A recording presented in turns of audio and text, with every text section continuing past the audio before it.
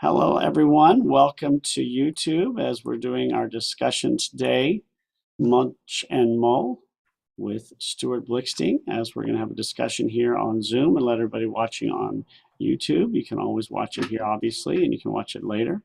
Welcome, Stuart. Welcome, Karen, as we're going to talk about ethics today and a specific field in ethics. I'll let Stuart then begin.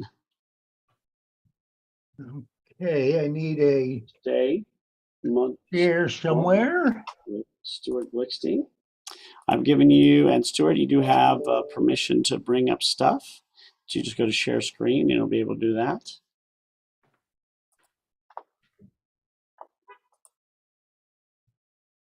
I think you have to co-host me to share. I already did, so you should be co-hosted already. Yeah, you are definitely co-host. Yeah, it says co-host, Stuart. So just go to share. No, he knows how to do that, yeah. Yeah, that's right. There we go. Okay. There we go, perfect. There we go.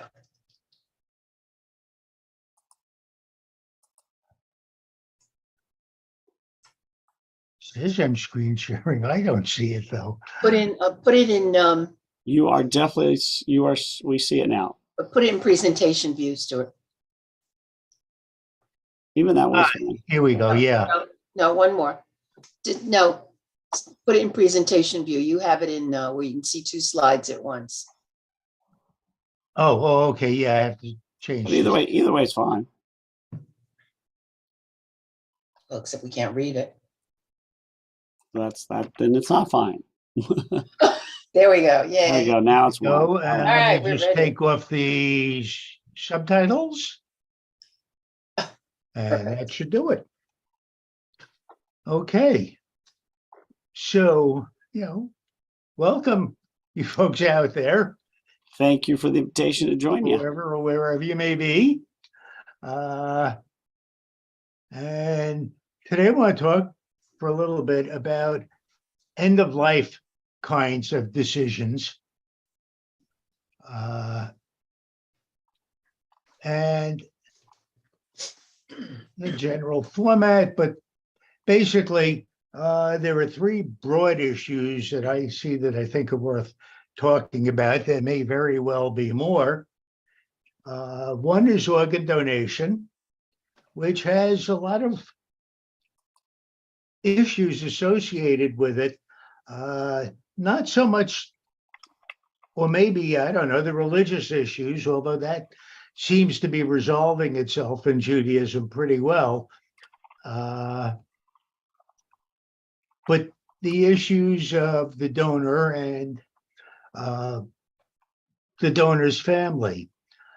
Second one that we may get to today or save for another time is the idea of whether to withhold medical treatment or not, or how to handle medical treatment, the so-called advanced directives that you get, whenever you go to the hospital, you get asked, do you have an advanced directive? Well, what is it? And it should be advanced, which means you should have thought about that a long time ago with your family. And the third one is the issue of euthanasia. So we can start off looking at the religious bases of these kinds of issues a little bit, and then talk a little about organ donation. Organ donation starts off as sort of an interesting idea because there are different views among the Christians and among the Jews. And that have had to be and are largely resolved. The proof text, the essence of it for Christians comes down to the King James Version, which says in John 15, greater love hath no man than this, to lay down his life for his friends, which certainly implies taking a risk of death for organ donation, among other things, becomes important. Taking a bullet for your friends, so to speak, is what's called for there. In the Jewish religion, if we go back to Deuteronomy, I call heaven and earth to record this day against you that I have set before you life and death, blessing and cursing. Therefore, choose life, that thou and thy seed may live. And that's a very different kind of view. That says that you don't have the right to give up your life. There's a view in the Talmud that says, how do you know whose blood is redder, yours or the other person's? And it comes from a little ethical dilemma that gets set up. You were in the desert with another individual, and between you, you have enough water for only one of you to survive to get to the next oasis. Who should get the water? Because you don't have enough for both. Should you share it, in which case both will die? Should it go to one or should it go to the other? Talmud has a very clear answer. The person who has the water in his hand is the one who gets it, because there is no way for that person to know, quote, whose blood is redder, unquote. And that essentially says that who is the more worthy, who is the more deserving. Well, if we on earth can't determine that, certainly not determine who God thinks is more deserving, then it's a crapshoot, and it ought to just go to the person in possession. That also now implies that in something like organ donation, well, maybe you shouldn't donate an organ if there is any risk to your life, under the same principle. But the Talmud also has, and Deuteronomy also has, what we call pikuach nefesh. And that turns it on its head, because it says you can disobey nearly all commandments, right, in order to preserve life.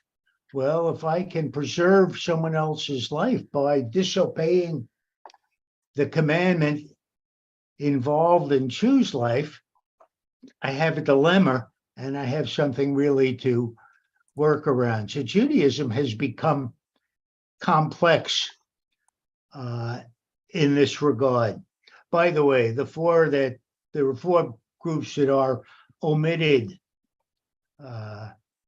from this idea of pikuach nefesh, and that is, no, you still can't commit murder, you can't commit incest, adultery, or idolatry. Those are the four exceptions.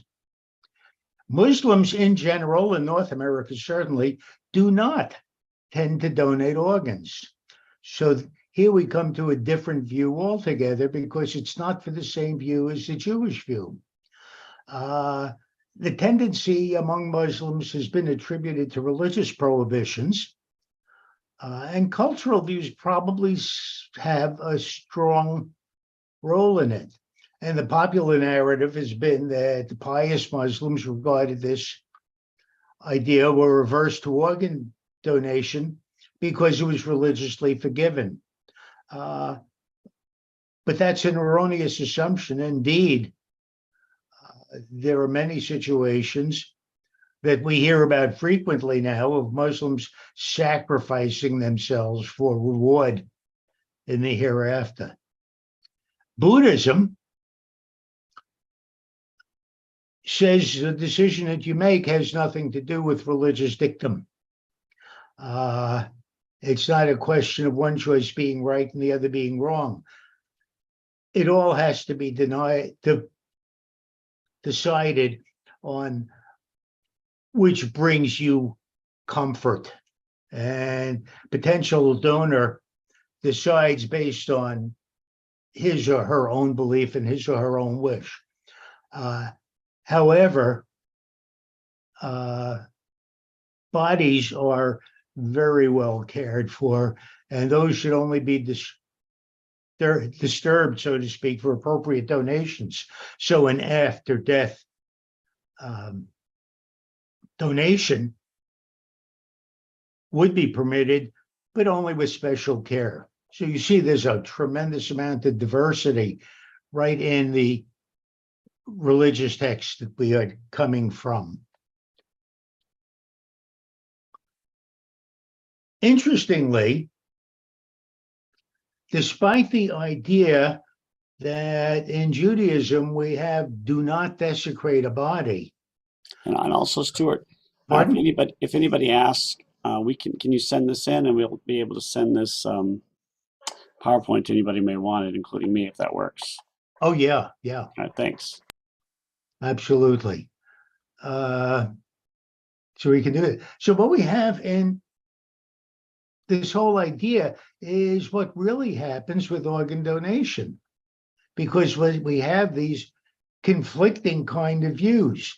Well, these days, right, even though the Haredi, the most Orthodox of the Jews, are only about 0.2% of the population, that is very, very small. They have about 17% of all kidney donations bound for unknown recipients. So clearly, among the Haredi Jews, among the most observant among us, right, this is very much permissible, and obviously must be more than permissible. It seems to me must be desired. Indeed, today, no Jewish denomination prohibits organ donation at all. What we have, and you can see here on the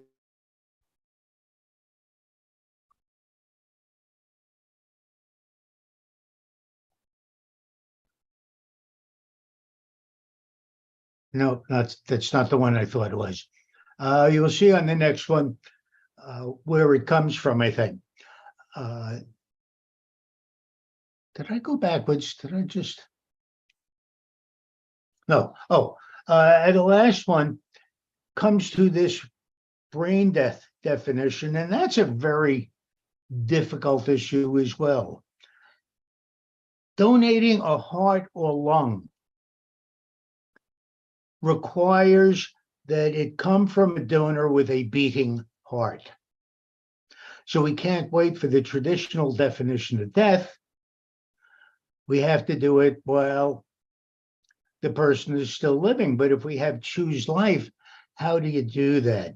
That dilemma has been resolved now by virtually all of the major Jewish denominations. Reform and conservative in the late 1960s. In Israel, in the 1980s, the Orthodox Council permitted using brain death as the definition of death. That is, if someone still has a beating heart but is brain dead, or is brain dead, it is halachically okay to donate heart or lungs. The Rabbinical Council of America in 1991 specifically permitted it, and Israel in 1992 not only permitted it, but they defined that it's okay with only 30 seconds of not breathing, which essentially is sufficient to keep the heart or the lungs viable. So that's become pretty much permissible and pretty easy to do. That doesn't say that you want to do it. It just says that in Judaism, you're not violating any issue by doing it. Secular law is different. Although in 1984, we had an organ transplant authority set up, making it against the law to sell organs, and all organ donation comes through a national list now. This is probably problematic, at least in my view, because there are issues as to how you get on the list. You know, what doctors can put you on the list, what hospitals can put you on the list. Can you get a level of care from a specialist who can put you on the list, et cetera? And there's also the cost, not of donating, but the cost of receiving the donation. declaring whether you want to donate or not, that's all state laws. And all states must have written standards. Donation is irrevocable, donation by a document, by others. So it says that if you choose to donate, your family can't change your mind, so to speak, post-mortem, nor can anyone else. And that was also re-established, resubstantiated by congressional law in 2006. You cannot revoke it. That becomes important for us to know. If your family member decided to donate and has documented that, when that time comes for donation, you don't have the right as an individual, even as a successor, even as a designee on the living will, to revoke that decision. And I've already briefly discussed this idea of whether donation is living or post-mortem, and if it's post-mortem, when is the moment of death? Now, by law in Judaism, essentially, and by secular law, essentially, that is loss of brain function. So that one's pretty easy. So we have all of these issues, essentially saying that you cannot sell the organs, and if you decide to donate, it's pretty well protected. Well, my mind works in strange ways, as many of you have figured out. So I started thinking about this. You can't sell organs or rent organs. And you can't go in the wrong direction. But can sell plasma. How many people get through college or get through times that they're really poor by going out and donating blood plasma, multiple times per month? I don't remember what the limits are, and they get paid for it. You can cut your hair and not donate it, but sell it. Right? Men can sell sperm. Women can sell ova. My sick mind says a woman can rent her womb. That is becoming a surrogate for a pregnancy. Isn't that what it is? Women, there's a market for selling breast milk. To my amazement, there's a market for selling poop. And that's used primarily for research. The easiest place to do that happens to be in Boston, of all places. But it goes to laboratories who harvest the good intestinal bacteria that can be used for research and for making other people healthy. And what to me is probably really the weirdest one is we are free to rent space on our skin, only somewhat reversible. There are more than a few cases, people having a commercial ad tattooed on their foreheads, for example. And I'm waiting to see it show up in other places. There is supposedly a prohibition on tattoo in Judaism, but that seems to be traditional. I have never found anywhere that it really says, except by a common agreement, that just because you have a tattoo, you cannot be buried in a Jewish cemetery, although I had always been told that. Rabbi, are you aware of anything that really dictates that? I think it's just a long-standing Baba Misa. You and I certainly agree, on that. But these things all throw a little sort of a hook into it.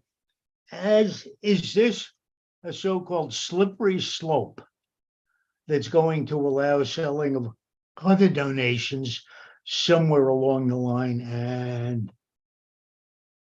I don't know. Is there still a black market for organs? I mean, I would I assume. imagine so, yeah. I think so. Uh, I cannot believe there isn't one. Yeah, that's what I'm thinking. yeah, Whereas for everything else, right? okay. Time of death we talked about in the United States, but there is no restriction, not no restriction in Judaism and everywhere else these days. Time of death seems to be defined by heart and lungs stop working or brain death. The Uniform Determination of Death Act passed in 1980, this United States, cessation of circulatory and respiratory functions, cessation of all functions of the brain, including the brain stem is dead.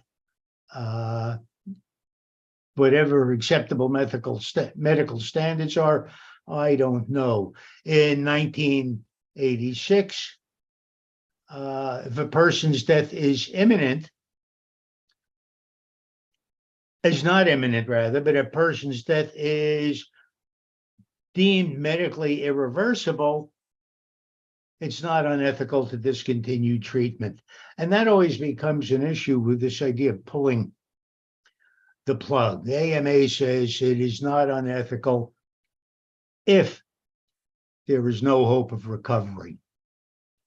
The Jewish view,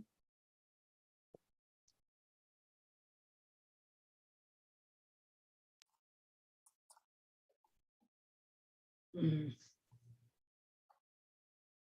Are you asking us? pardon? Are you asking us? Okay. Cessation of breathing. No, I don't. I think it was the no, Rabbi. Okay, just double checking. There was a pause there. Okay. Jewish view, cessation of breathing, cessation of circulation, right? Brain death.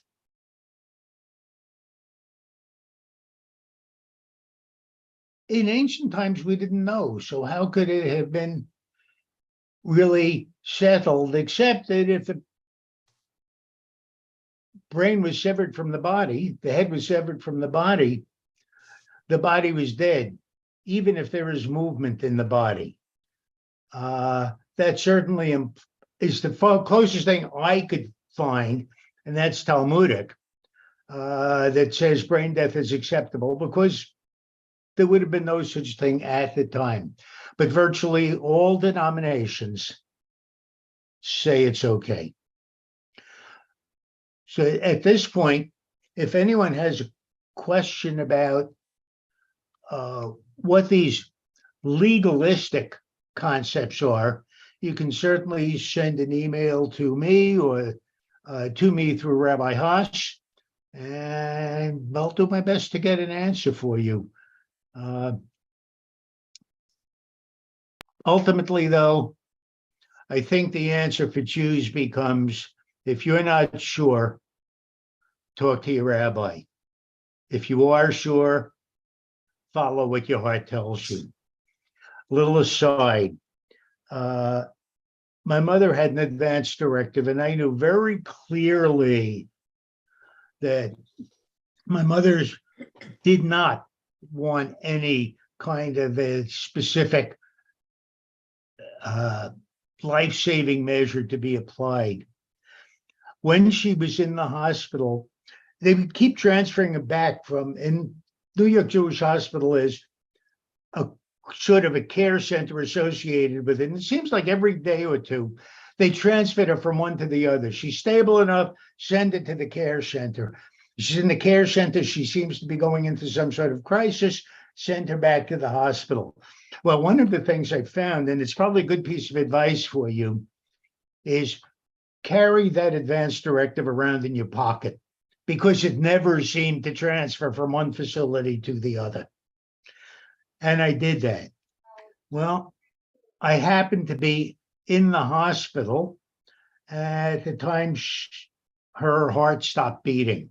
Or I'm not sure what the crisis was, but I'll put it that way. And I had been elsewhere, came back, and as I came back to the room, I noticed them rushing into the room with a crash cart. Now I have a dilemma because I know they are violating the advance directive. I don't know whether they even looked at it, although I knew they had it.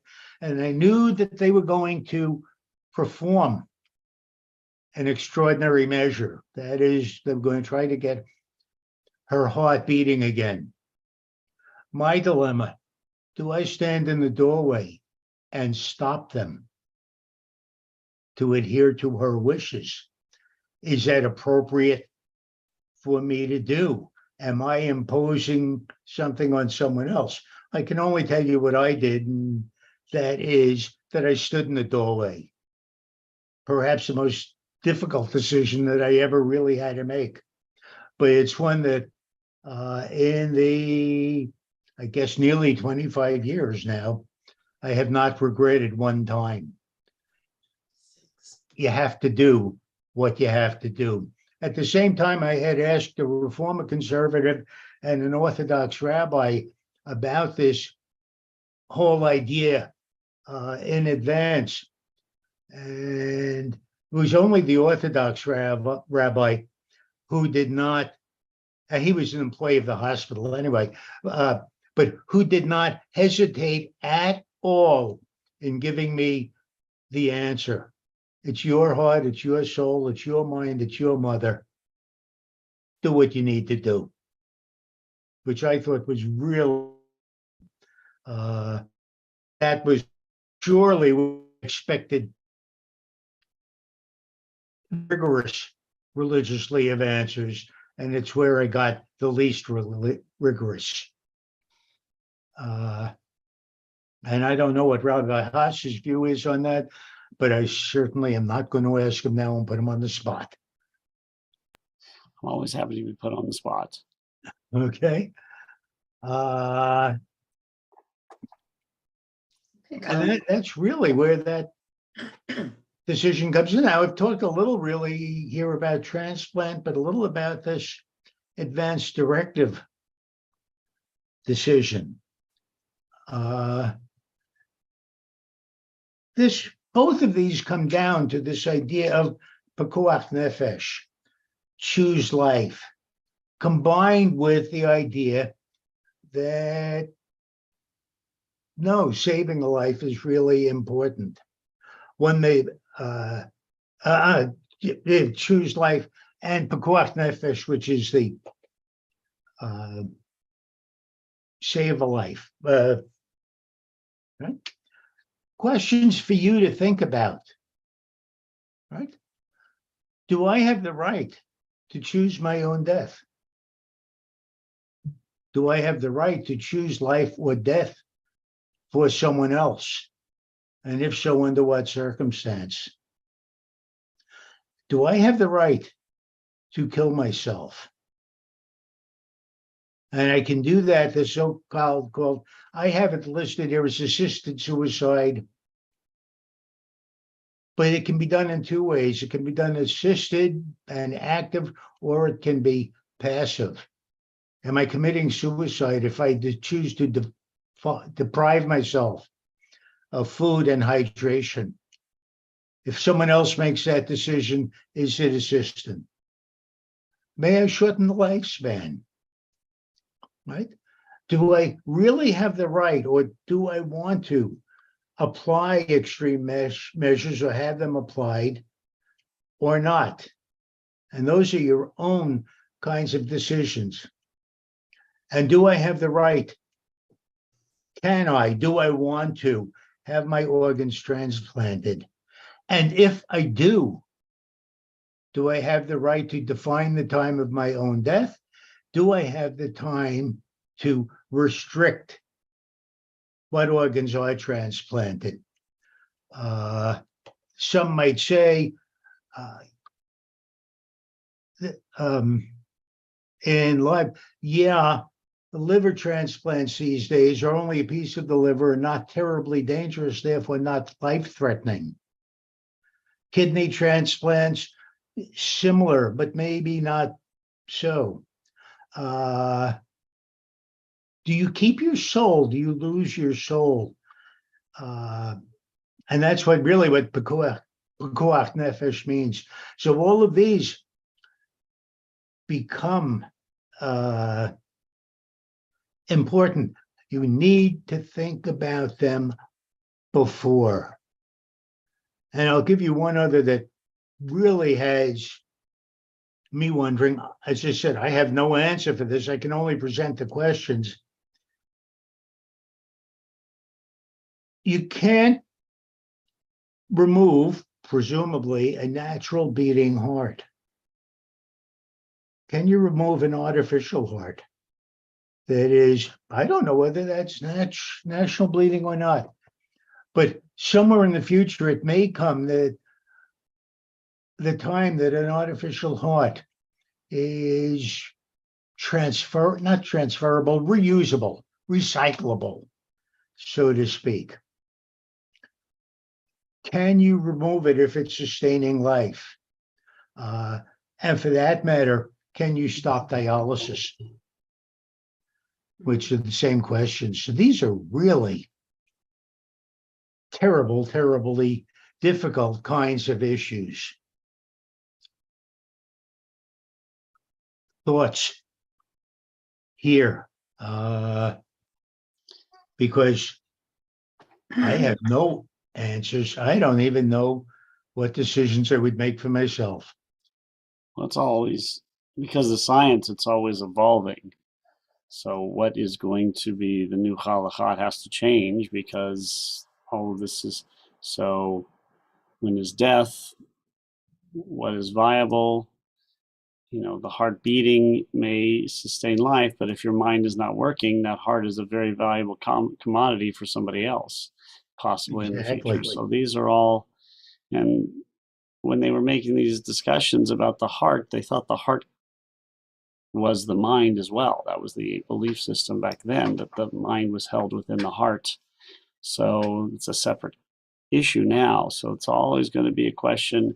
And I'm surprised that all the Orthodox communities do support organ transplant. I wasn't sure about some of the very ultra-Orthodox ones, if they did or didn't.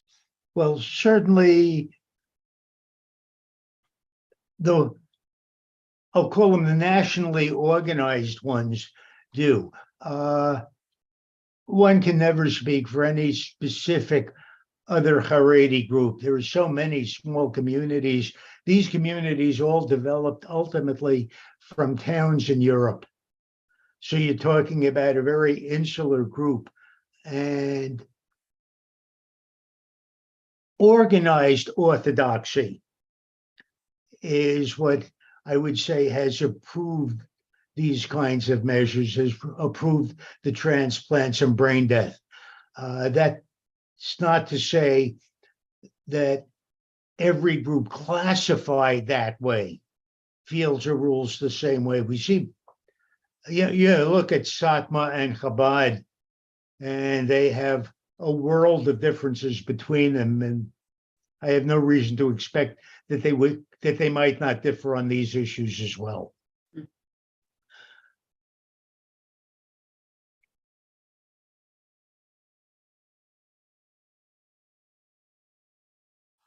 And again, it's always also going to be, what is the divided line between assisted suicide and letting somebody die? And what is that line? And so often the governments or the health organizations have to make that distinction, because as they learn more and more about the body, they'll know more and more. They have very specific laws about what you can and can't do today in various countries in terms of suicide versus the idea of letting someone die. So I think that's going to always be in flux, is what does that mean as we learn more? Yeah. Can I just ask, Karen? do you get lots of, I don't want to get too, but do you get a lot of calls from people around these kinds of issues? Not a lot, but it's definitely an issue we talk about. Yeah. I remember when Stu was especially going. in this day and age. Haven't got as much recently for some reason, but sometimes you go in waves where they're all talking about, but certainly when it comes to the care of the elderly who are losing the ability to take care of themselves, or That's even young people who are using that, but that's when all this discussion comes Right. in. right. Yeah. And it's, I hope that as this goes out and these kinds of discussions go out, it makes more people think about the issue. And I think the idea here of going to you, Rabbi, or any other competent person in this kind of area, and by competent, I mean, trained, not just opinionated Joe, which is many of us, that's what I am busy suppressing with these courses, but has these discussions, having been through it, and I'm sure many other people have. Boy, it's the last thing you want to think about at the time, because you're being forced to make a very important, very difficult decision very, very quickly. So it's really useful at the time, and it's useful to know what the potential patient is thinking about it. There, I was very lucky, because at least with my mother, I knew she had been very explicit about it from this time I was a little kid. But think about the quality of life issues as well. The big issues on transplant really already spoken about.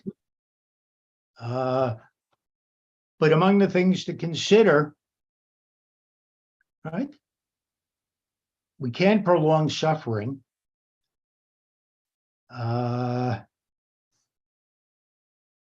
We can perhaps refuse extraordinary treatment. Do we want to? Or to me, would the patient want to discontinue treatment, particularly in the case that discontinuance of treatment, for example, discontinuance of feeding and hydration, are not without pain for the patient. One may remove an impediment to dying, but not artificial organs these days. Well, that doesn't make a lot of sense to me. And forgetting artificial organs, if I have an emergency and I have a patient who's dying who has had a pig valve transplant, or any other animal, can I remove a transplant that was an animal body part? And indeed, can I have a pig valve placed into my body? Is that a violation of kashrut? And I don't know. Somebody, but I know that people have an opinion on it. I know I have an opinion. People ought to think about that, need to think about that somewhere along the line also. Doesn't that speak to what it said when you said about the holiday and Shabbat restrictions are lifted when when life takes precedence over all that? Wouldn't, if that's the only thing available to you for a transplant? yeah, again, it's always looking at the wording. I mean, it is in your body, but it's not being ingested. So that's usually how that was a pretty early on discussion, because they used pig valves pretty early on.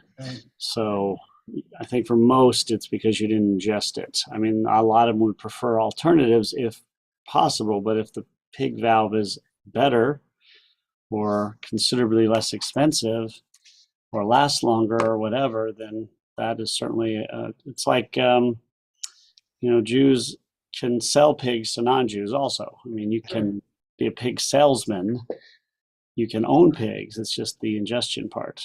Yeah. Pekuach nefesh has its prohibitions. Kashrut has its exceptions, rather. Kashrut is not one of those exceptions. So it is, Karen's right, I hadn't even thought of it. It is using a pig heart, it seems to me, would be absolutely acceptable, because it's violating a restriction, but in order to save a life. And since it is not murder or adultery or the other two, perhaps that would be really permitted.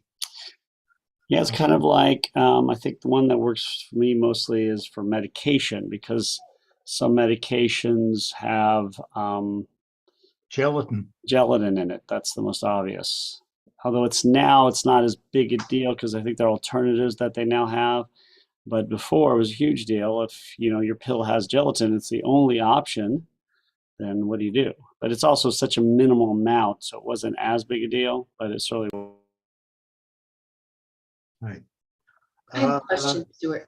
On this slide, it says one must not prolong suffering, and then it says one must not refuse extraordinary treatment. Is that correct? Refuse. So you must not refuse.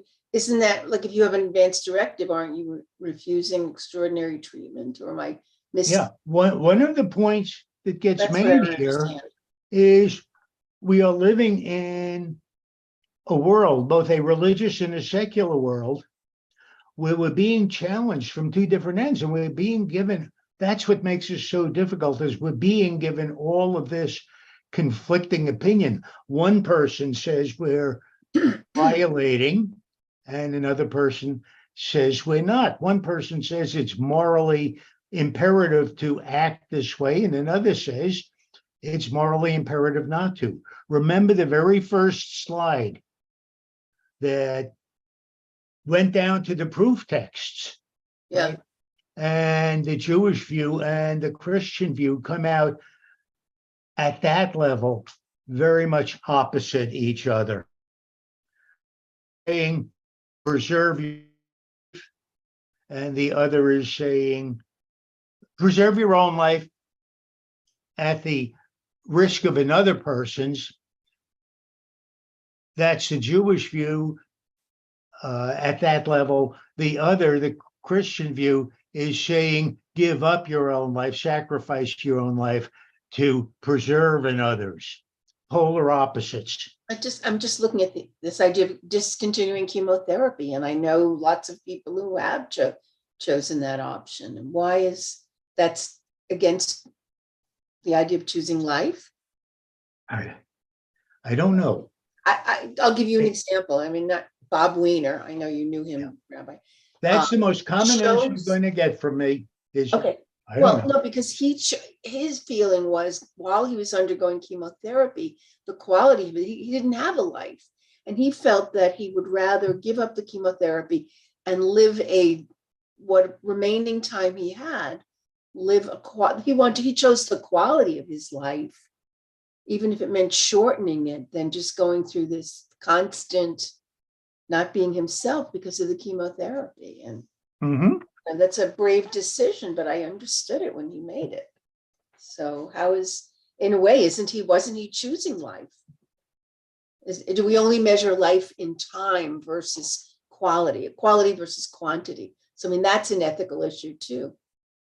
And Bob chose quality rather than quantity. How do we define life? Yeah. I'm not asking you to answer. It was a rhetorical question. So, Right. But It's also when is it your choice? Because if you wait until you're no longer mentally competent, right. and then you say you want to die or not go off the treatment, that's problematic. Right. Because when you were in your right mind, you never said that. So, right. which is why my one message here is get these things discussed, not necessarily resolved, but certainly discussed in advance so that when and if the time comes, when the time came with my mother, I was crystal clear on what she wanted. And that made it emotionally difficult, but intellectually, there was no question at all. I knew exactly what I had to do because it was about her decision, not mine. It was about her comfort, not about mine. So get it discussed in advance, I think, becomes the key message. I think this is a good place to stop what haven't discussed at all, and depending on how time would go, at this point, we could essentially go into this whole euthanasia discussion, and that becomes really tricky. Do I have a right to take my own life? Do I have a right to assist? And that really, we all remember Dr. Kevorkian. Right.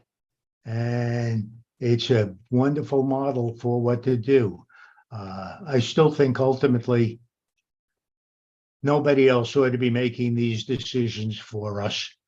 So we need to get those decisions made while, as you said, while we're able, not after we become incompetent. So thank you for your discussions. And I hope to hear more. And again, if you have questions, if you have opinions, because this becomes an ongoing kind of thing, please send them through Rabbi Haas, who will get them to me. And any opinion that seems to be soundly based, I don't even mean it that way, right, will be incorporated into this material. Just saying, oh, I have an opinion, I think this is wrong, that doesn't help, right? But if you have a reason for your view, right, yeah, I'm happy to incorporate it with your reasoning, because that's what this series, I hope, becomes all about. So thank you, and Thank you, Stuart. you'll see me next time. And the next time will not be next week, as we're not going to have this Correct. class next week because of Memorial Day weekend. But we'll look forward to have it the first Monday afterwards. So Mhm. stay safe, everybody, and we will see you later. Thank you, Ralph.